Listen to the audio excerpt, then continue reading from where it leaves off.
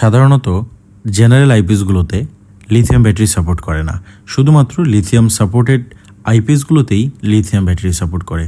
তাহলে প্রশ্ন হলো, এরকম কাস্টম বিল্ড অথবা বাজারে যে আইপিএসের জন্য যে লিথিয়াম ব্যাটারি পাওয়া যায়, অর্থাৎ স্পেসিফিকলি যে লিথিয়াম ব্যাটারিগুলো পাওয়া যায় সেগুলো কি ইউজ করা যাবে কি না। দেখুন, এটা ডিপেন্ডস করবে সম্পূর্ণরূপে ম্যানুফ্যাকচারের উপরে। আমাদের যে আইপিএসের জন্য আমরা বিল্ড করেছি, এটা বিল্ট ইন আইপিএসের জন্য বললে ভুল হবে। আপনি এই ব্যাটারি অনায়াসে আইপিএসের সাথে ইউজ করতে পারবেন, বাট লিথিয়াম সাপোর্টেড আইপিএসের মধ্যে একটা এক্সট্রা ফিচার থাকে, সেটা হচ্ছে কারেন্ট ভোল্টেজ। অর্থাৎ তা আপনাকে খুব সূক্ষ্মভাবে আপনার ব্যাটারিকে ফুললি চার্জ করতে পারে।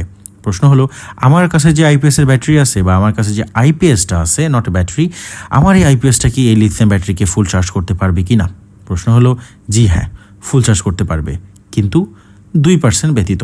অর্থাৎ 95 থেকে 96 অথবা 98% চার্জ করতে পারে, বাকি 2% হয়তো অনেকে নাও চার্জ করতে পারে। কিন্তু প্রশ্ন হলো, এতে কি কোনো সমস্যা হবে?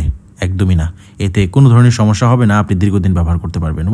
আজকে আমাদের এই ব্যাটারিতে আমরা দেখিয়েছি এটার build quality and ABS plastic case সহ কমপ্লিট একটা প্যাক। আপনারা যারা চিন্তা করতেছেন অর্ডার করবেন, দ্রুত অর্ডার করতে পারেন।